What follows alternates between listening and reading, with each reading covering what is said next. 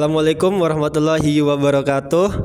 Di sini kami dari kelompok 4 akan menjelaskan materi terkait sistem manajemen restoran untuk sebagai tugas dari mata kuliah rekayasa perangkat lunak. Namun sebelum kita ke materinya, mari kita perkenalan terlebih dahulu pada rekan-rekan saya yang akan menjelaskan pemaparan materi yang akan kita presentasikan pada hari ini. Baik, yang pertama yaitu saya sendiri Muhammad Hafiz Noval dengan NIM 230511053. Kemudian sini ada Hamdan. Kemudian ada Zahra dan ini ada Yuda. Silakan perkenalan diri terlebih dahulu. Ya. Perkenalkan, nama saya Hamdan Sadat dengan NIM 230511045 dari kelas TI 23B.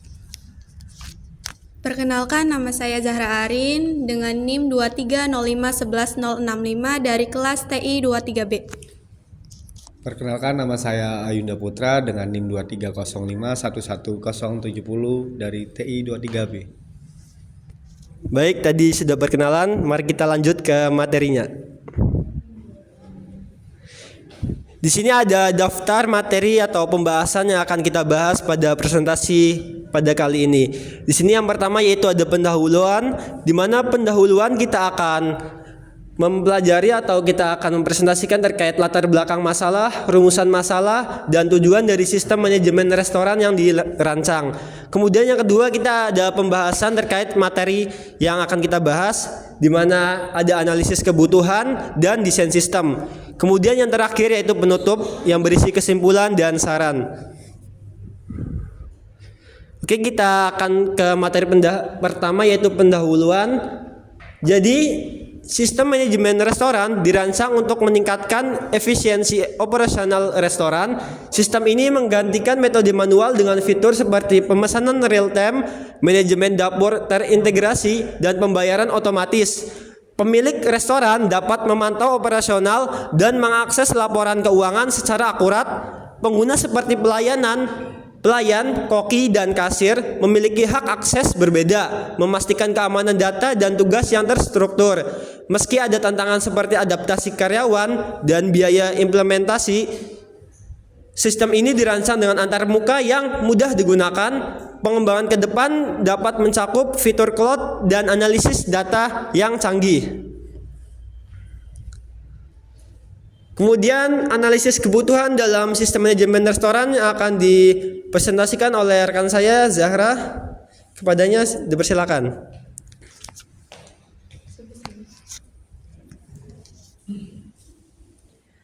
Di sini ada identifikasi kebutuhan fungsional.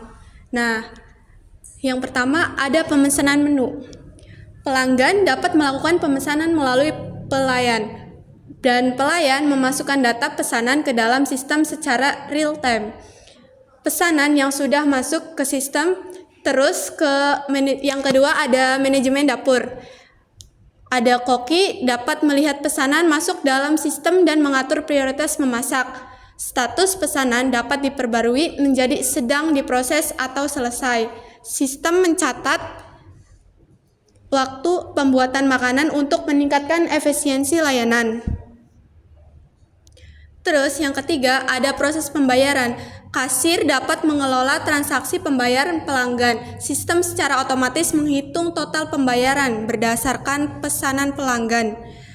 Dan nota pembayaran dapat dicetak langsung dari sistem. Yang keempat, ada manajemen pengguna. Pemilik restoran dapat menambahkan atau menghapus pengguna. Setiap pengguna memiliki hak akses berbeda sesuai dengan perannya dalam sistem.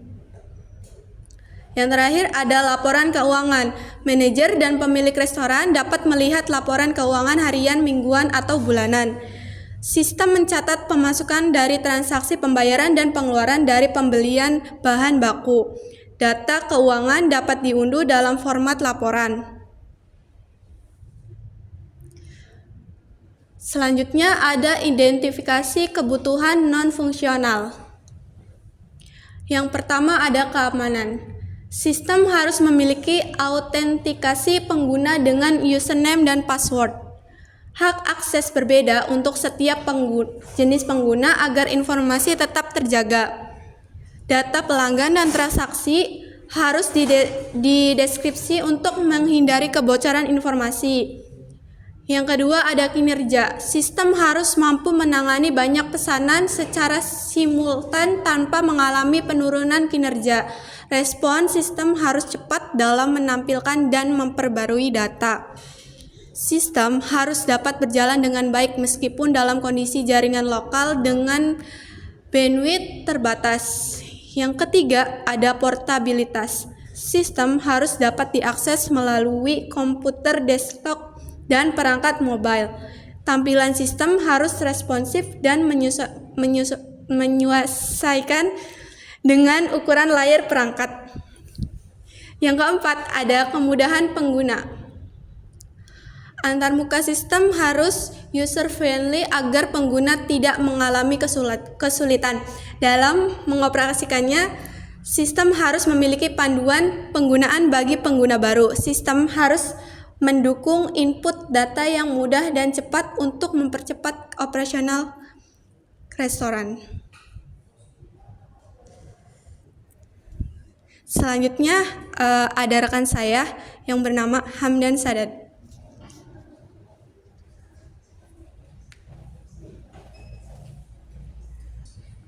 Oke, selanjutnya ada diagram use case.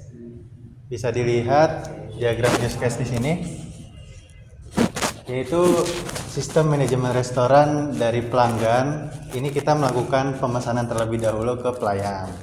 Nah, untuk pelayan di sini akan memasukkan data pesanan untuk menunjukkan ke kasir. Nah, nanti di kasir ini si pelanggan ini nanti membayar ke kasir, dan kasir ini mengelola pembayaran dan mencetak nota pembayaran. Lalu di sini ada koki. Koki di sini melihat dan memproses pesanan dari kasir tersebut.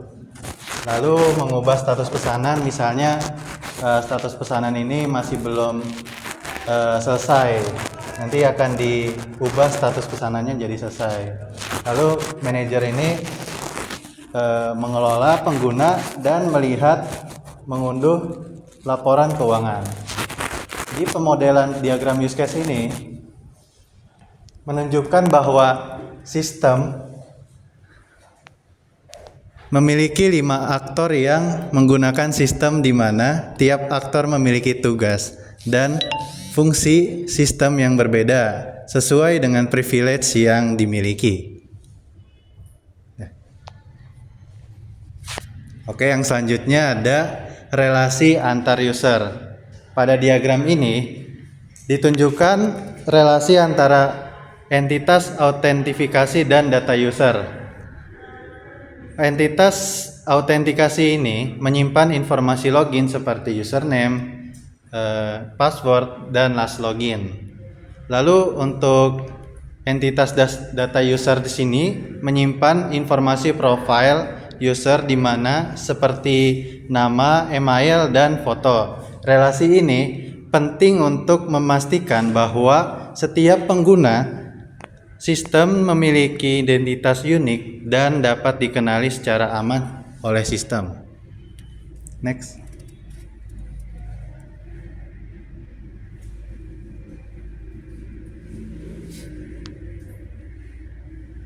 Next, Pak.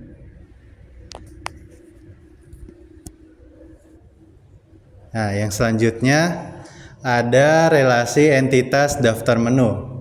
Di sini ada resto list menu dan resto stok menu. Nah, di sini entitas daftar menu dan bahan beku di sini memiliki entitas resto list menu dan berisi informasi menu yang tersedia. Menu ini tersedia dengan entitas resto stok bahan yang berisi data bahan baku yang digunakan. Dengan relasi ini, sistem ini bisa melacak bahan apa saja yang digunakan untuk setiap menu dan mempermudah manajemen stok bahan makanan.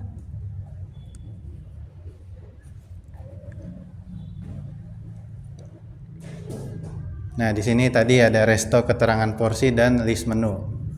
Tadi udah dijelasin. Next. Nah, yang selanjutnya ada relasi entitas data pesanan. Terakhir kita lihat diagram yang menggambarkan relasi entitas data pesanan. Entitas utama di sini adalah pesanan yang berelasi dengan data pelanggan, data menu, serta metode pembayaran. Diagram ini membantu sistem dalam mencatat seluruh aktivitas pemesanan secara terintegritas sehingga memudahkan pelacakan dan rekap transaksi. Next. Yang selanjutnya akan dibahas diagram sequence oleh Yuda.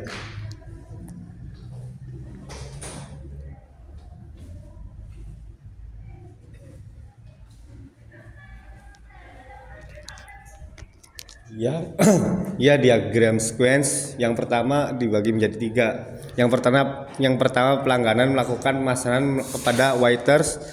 Pelanggan memberikan daftar pesanan kepada pelayan. Pelayan memasukkan pesanan ke dalam sistem melalui aplikasi. Yang kedua, sistem menyimpan dan meneruskan pesanan ke koki. Sistem menyimpan pesanan ke dalam database. Pesanan yang masuk langsung muncul di dashboard koki secara real time. Yang ketiga, koki memproses pesanan. Koki melihat daftar pesanan yang masuk. Koki mulai menyimpan makanan dan memperbarui status pesanan menjadi sedang diproses. Yang 4, koki menyelesaikan pesanan dan mengkonfirmasi statusnya. Setelah makan selesai dibuat, koki memperbarui status pesanan menjadi selesai. Notifikasi dikirim ke pelayan untuk mengambil makanan. Yang kelima, pelayan mengantarkan pesanan ke pelanggan. Pelayan mengambil makanan dari dapur. Pelayan mengantarkan makanan ke meja pelanggan dan memperbarui status menjadi dikirim. Yang keenam, pelanggan melakukan pembayaran, kasir menerima pembayaran dari pelanggan. Sistem mencatat transaksi pembayaran dan menghasilkan nota pembayaran. Status pesanan diperbarui menjadi lunas. Di bawah ini adalah gambar diagram sequence dari sistem manajemen restoran. Itu yang akan dilanjutkan oleh Hafiz Noval. Mangga. Baik, terima kasih untuk rekan saya Mas Yuda. Di sini kita dapat melihat yaitu diagram sequence dari sistem manajemen restoran, di mana pada yang pertama kita ada pelanggan. Pelanggan itu pesan makanan ke waiters. Kemudian dari waiters input pesanan ke sistem. Nah, kemudian di sini kita memiliki ada koki, kasir, dan di sini yaitu termasuk database-nya. Di mana di sistemnya itu kirim ke koki, kemudian dari sistem juga yaitu menyimpan pesanan ke dalam database, di mana itu untuk menjadi arsip dalam sebuah restoran. Kemudian dari koki ini ada cek pesanan. Nanti koki cek pesanan, kemudian diproses makanan itu. Kita dapat melihatnya itu sedang diproses. Kemudian dari koki memberikan status selesai ke dalam sebuah sistem agar waiters itu tahu makanan yang sedang dipesan itu sudah selesai atau belum. Nanti jadi dari koki itu ke sistem ada status selesai. Nah, kemudian ada sistem ke waitersnya notifikasi ambil makanan. Jadi nanti waiters itu ambil makanan ke sistem, ke koki melalui informasi dari sistem. Nah, setelah itu dari pelanggan membayar ke kasir. Kemudian dari kasir mencatat transaksi ke sistem. Kemudian sistem menyimpan pembayaran ke dalam sebuah database. Dan yang terakhir yaitu buat nota dan status lunas.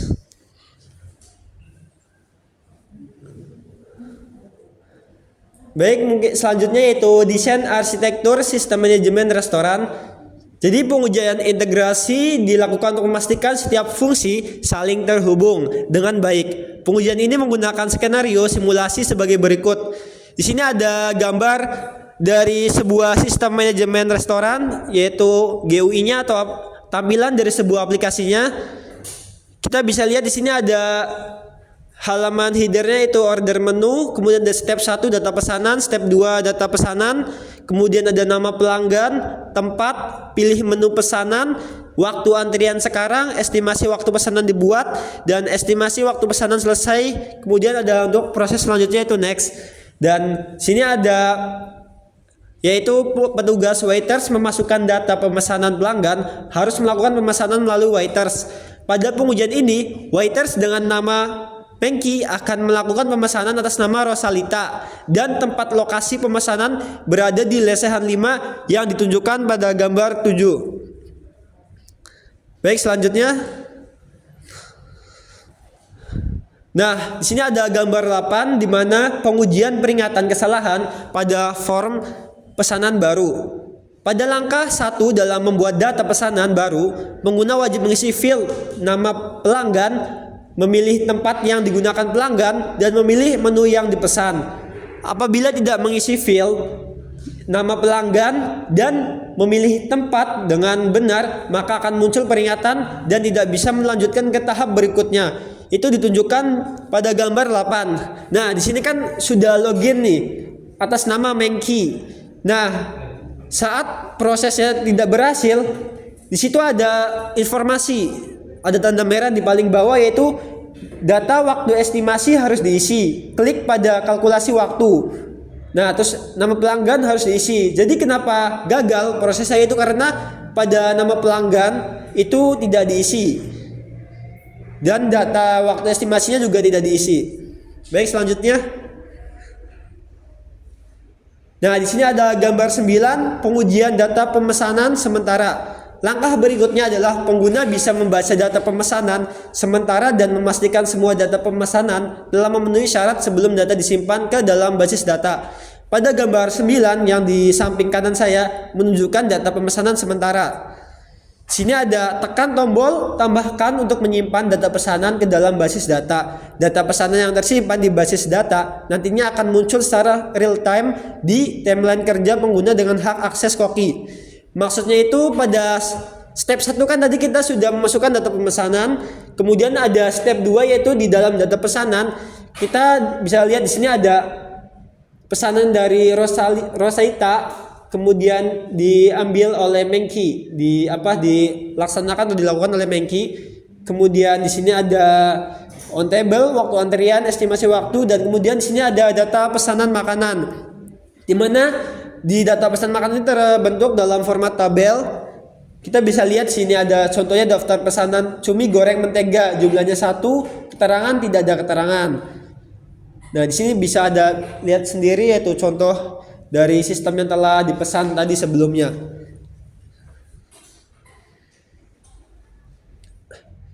Kemudian sini ada warna merah pada timeline pesanan menunjukkan pesanan dalam proses menunggu.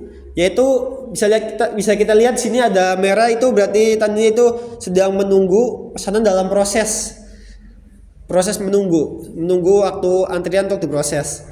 Kemudian ketika pesanan dengan status menunggu atau baris warna merah diproses, nantinya akan berganti warna menjadi biru yang menandakan bahwa pesanan sedang diproses. Gambar 11 menunjukkan timeline pesanannya yang sudah diproses oleh koki. Nah, jadi di sini ada gambar yang menunjukkan data pesanan yang sedang menunggu dan sedang diproses. Kita bisa lihat di sini yang merah pesanan dari Rosalita, statusnya itu menunggu, ditandai dengan warna merah, dan di sini ada tulisan klik untuk proses. Nah, di sini ada contohnya yaitu nama pelanggan Yudo, status dalam proses. Kemudian detailnya itu bisa kita klik finish. Dan di sini ada data-data yang sudah pesan atau pesanan yang sudah masuk dalam daftar pesanan.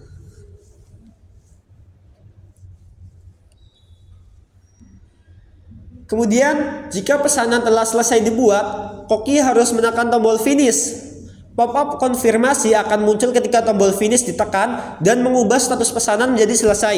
Apabila berhasil, maka pesanan yang sudah selesai tidak akan ditampilkan di timeline kerja koki, dan pesanan yang sudah selesai bisa segera diambil oleh waiters di meja dapur untuk segera diantarkan kepada pelanggan. Pengujian sistem dilakukan dengan menggunakan metode black box. Pengujian ditekankan pada fungsionalitas dari sistem itu sendiri. Jadi bisa kita lihat di sini yaitu tampilan dari pesanan yang bisa telah selesai dibuat. Jadi koki harus menekan finish. Jadi misalnya sebelumnya kan ada proses dari sistem. Jika kokinya sudah menyelesaikan untuk pembuatan proses pemesanan makanan, itu bisa klik finish di dalam sistemnya agar waiters atau yang pelanggan itu sudah tahu. Oke, selanjutnya.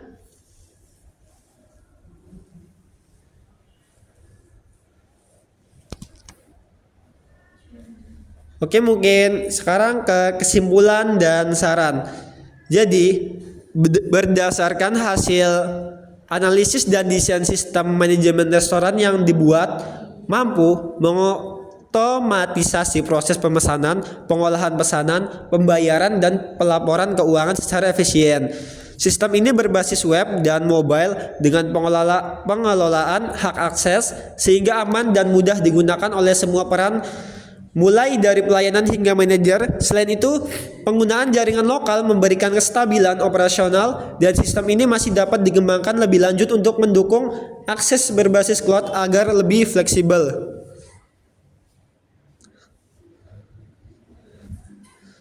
Baik, untuk kelompok 4 diharapkan untuk maju terlebih dahulu.